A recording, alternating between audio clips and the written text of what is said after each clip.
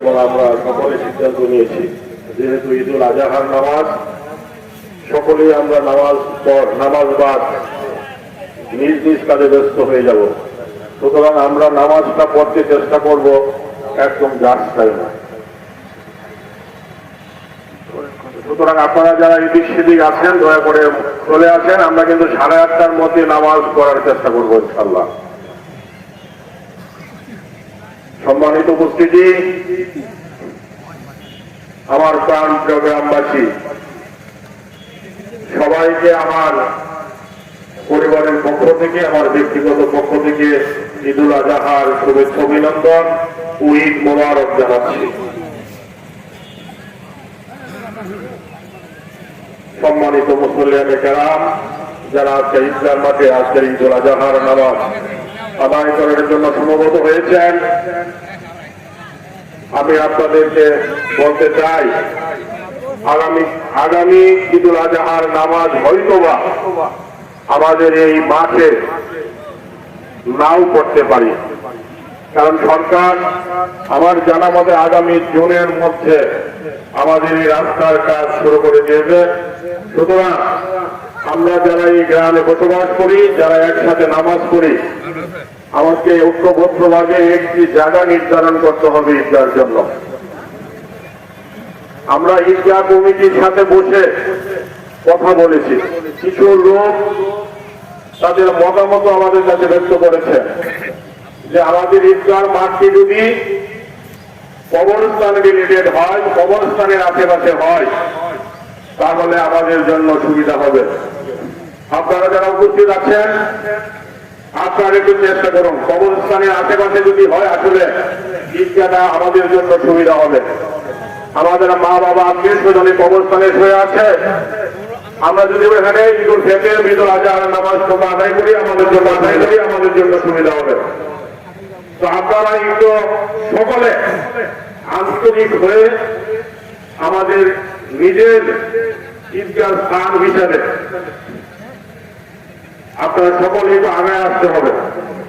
আমার জানা মতে যে আমাদের মধ্যপাড়ার গ্রামে মসজিদ আছে, এই মসজিদের পাশে অনেকটুকু জায়গা আমাদের আছে, পূর্ব পাশে এবং পশ্চিম পাশে। পূর্ব পাশেও আছে, পশ্চিম পাশেও আছে। মধ্যপাড়া জামে মসজিদের পশ্চিম পাশে এবং পূর্ব পাশে যদি আমরা গ্রামবাসী ঐক্যবদ্ধ হই, ওইখানে মালিকানা জায়গা আছে, কিছু সরকারি হাত ভূমি আছে। সুতরাং আমরা সকলে যদি চাই, ইনশাআল্লাহ যারা মালিকানা আছেন তাদের ন্যায্য মূল্য দিয়ে আমরা সেই জায়গাটুকু নিতে চাই। আমাদের সকলকে সহযোগিতা করতে হবে, সকলের দানের হাতকে প্রসারিত করতে হবে, কারণ অনেকটুকু জায়গা লাগে আমাদের। এই যে ঈদগাহ ছিল, অনেকটুকু জায়গা কিন্তু আমাদের প্রায় 4 কানি 5 কানি জায়গার মধ্যে টোটাল সব মিলে। সুতরাং ঈদগাহর পাশে একদম কবরস্থানের পাশে একটা বাড়ি ছিল।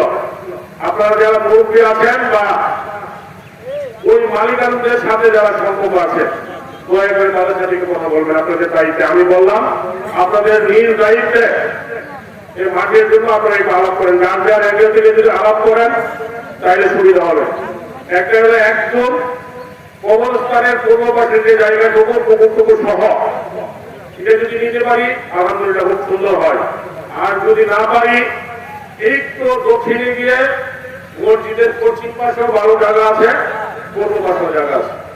আমি বলছি আগামী জুন মাসে দিকে হয়তো বা কাজটুকু শুরু করে দেবে। সুতরাং আমরা আল্লাহকে রহমত যে আমাদের এত বড় একটি গ্রাম, যে গ্রামে প্রায় 20-25 হাজার লোকের বসবাস, আল্লাহ চাইলে কিন্তু আমরা একটি কবরস্থানে সাহিত্য হই, একটি নামাজের মাঠে আমরা নামাজ পড়ি। আলহামদুলিল্লাহ আপনারা জেনে থাকবেন, খুব ছোট্ট একটি গ্রাম, যে গ্রামে 500 লোক বসবাস করে না, ওইসব গ্রাম ওর 2টি নামাজ হয়। আল্লাহর কাছে দোয়া করবে যাতে আমাদের এই ঐক্যটুকু, এই ভালোবাসাটুকু, এই বন্ধনটুকু আমাদের মধ্যে থাকে। আমরা যেন এই দুনিয়া থাকতে সবাই যাতে আমরা এই একটি মসজিদ, একই মাদ্রাসা এবং একটি কবরস্থানে আমরা থাকতে পারি। দিনের বেলায় কোন রাজনীতি নয়, রাজনীতির উৎস থেকে আমাদেরকে এই কাজটুকু করতে হবে। সম্মানিত উপস্থিতি, আমাদের রুমালগুলো বিভিন্ন পয়েন্টে ঢুকেছে। আপনারা আপনাদের পকেটে হাত দিয়ে আপনাদের সামর্থ্য এই অনুযায়ী একটু রুমালে টাকা দেন। কারণ কি আমাদের কিন্তু এবার ঈদের জন্য কালেকশনটা আমরা করি নাই। ঈদের কালেকশনটা আমাদের কাউকে বলি নাই যে আপনার 10,000, 20,000, 50,000 টাকা দেন। কারণ কি আমাদের কিছু টাকা আমাদের ফান্ডে এখনো আছে। যেহেতু এই কাজটি আমরা করতে পারছি না, সেজন্য এই মুহূর্তে কোনো কালেকশনও করছি না। তো সুতরাং আপনারা রুমালে একটু টাকা দেন।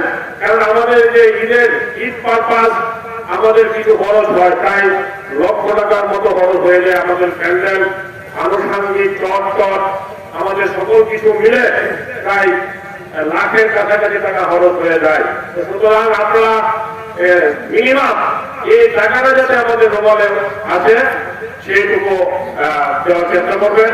আর আমাদের কাছে আমাদের এক ভাই ঢাকা থেকে একটি চেক পাঠিয়েছে আমাদের এই ঈদগাহ মাঠের উন্নয়নের জন্য, ঈদগাহ এবং কবরস্থান মাঠের উন্নয়নের জন্য উন্নয়নের জন্য উনি ভদ্রলোক ডক্টর পিএইচডি করে ডক্টর নূরে হাসান সুজন, ওনার পিতার নাম মৃত আব্দুল লতিফ পেশকার, আকরামউদ্দিন সরকার বাড়ি রসুল্লাবাদ। ওনার জন্য সবাই দোয়া করুন। উনি 20,000 টাকার একটি চেক দিয়েছে আমাদেরকে এই ঈদগাহ মাঠের উন্নয়নের জন্য। আর যদি আপনারা কেউ এরকম ঈদগাহের জন্য কেউ দান করতে চান, আপনাদের সহজ ইচ্ছায় আপনারা সেই দান করতে পারেন। আর অতীতে ঈদগাহ মাঠে এবং বিভিন্ন জায়গায় যারা ঈদগাহ উন্নয়ন বা কবরস্থানের উন্নয়নের জন্য ওয়াদা করেছিলেন, আপনাদের নিজ দায়িত্বে আমাদের কেটিআর সাহেব আছেন, আমাদের সেক্রেটারি সভাপতি সাহেবরা আছেন, বা আমি আছি। আপনারা আমাদের কাছে এই টাকাটুকু পৌঁছে দিয়ে আমরা নাম বলে হয়তো অনেকে মনে করতে পারেন বা আপনাদের সামর্থ্য আছে, কোনো সময় সুযোগ হচ্ছে না, এই জন্য হয়তো দিতে পারছেন না। আমি বলবো আপনারা নিজ দায়িত্বে আজকের এই আমার এই মেসেজটুকু পাওয়ার পরে সেইটুকু দেওয়ার ব্যবস্থা করবেন ইনশাল্লাহ। আমরা প্রায় 20 বেজে গেছে। আমি যারা রুমাল নিয়ে গেছেন দয়া করে আপনারা লাইনে ঢুকেন, একটু সুন্দরভাবে বলেন। আপনারা যারা আছেন বসা, ঈদের দিন অনেক সব হবে, আপনারা ডাইন পকেট বাম পকেটে হাত দেন, হাত দিয়ে যেটা যতটুকু পারেন একটু সাহায্য করেন ইনশাআল্লাহ। সকলে যদি 10 টাকা করে দেন, যে পরিমাণ লোক হয় লক্ষ টাকা ওঠার কথা। আর আরেকটি মেসেজ হলো, আমাদের যে গত বছরের যে ব্যালেন্স ছিল আমরা ঈদের পরে আপনাদেরকে জানিয়ে দিয়েছিলাম, সেই ব্যালেন্স থেকে হয়তো একটু কিছু টাকা আমাদের আয় হয়েছে, কিছু টাকা ব্যয় হয়েছে। আজকের যে কালেকশন হবে ইনশাআল্লাহ, এই কালেকশনটুকু হিসাব করে আমাদের আয় ব্যয়টুকু হিসাব করে আগামীকাল ইনশাআল্লাহ আপনাদের সকলকে জানিয়ে দেব যে আমাদের বর্তমান ব্যালেন্স কত টাকা আয় হয়েছে, কত টাকা ব্যয় হয়েছে। ইনশাআল্লাহ এটা আমরা করে দেবো। গত ঈদের নেই এই বড় চেষ্টা করার চেষ্টা করবো। সম্মানিত এলাকাবাসী, আপনাদের ভোটে নির্বাচিত আমি একজন প্রতিনিধি। আমি কখনো বলি নাই আপনাদের অভিভাবক, আমি আপনাদের একজন ক্ষুদ্র সেবক। আমি চেষ্টা করি আমার মাধ্যমে আমার সর্বোচ্চ সেবাটুকু আপনাকে দেওয়ার জন্য। আমি আজীবন আপনাদের সেই সেবাটুকু দিয়ে যাব, কারণ আমি আপনাদের কাছে ঋণী। আপনাদের ভোটের মাধ্যমে আমি নির্বাচিত হয়েছি। আমি কোনো নেতা নয়, আমি কোনো অভিভাবক নয়, আমি আপনাদের একজন সেবক হয়ে আজীবন আপনাদের পাশে থাকতে চাই। সম্মানিত উপস্থিতি, আমি চেষ্টা করছি আমার ব্যক্তিগত টাকা থেকে, আমার ব্যক্তিগত ফান্ড থেকে আমি রসুল্লাবাদ গ্রামে 19,60,000 টাকার কাজ করেছি। 19,60,000 টাকার কাজ করেছি। যদি কেউ কোট করতে চান কোট করবেন।